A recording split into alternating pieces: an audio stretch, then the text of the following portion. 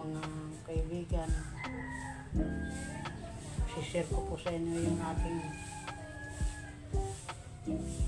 pigsa, kaya hindi pa po makapagtrabaho mga kaibigan.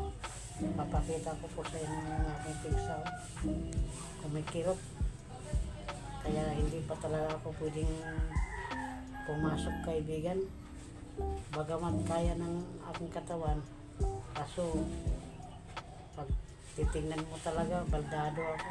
So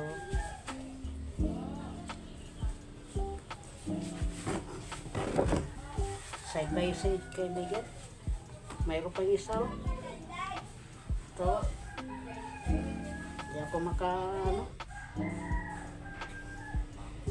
kumikirot, mawawala talaga yung pagkalalaki kaibigan. Yan o, ito yung aking pigsa.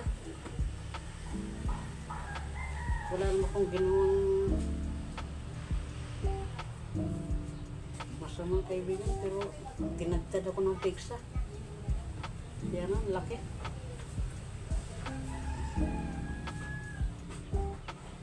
Yan kaibigan o.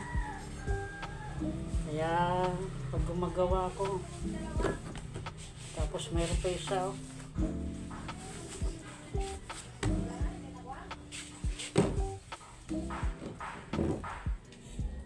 Mayroon pa yung isa. Yan o. Mayroon pa.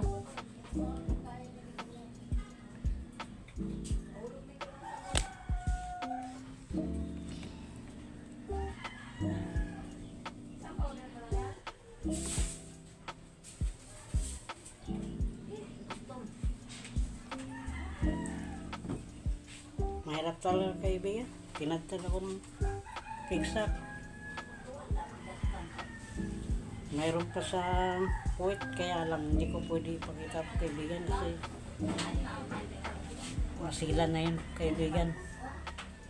Mahirap po talagang may pigsa. Ito, yan o.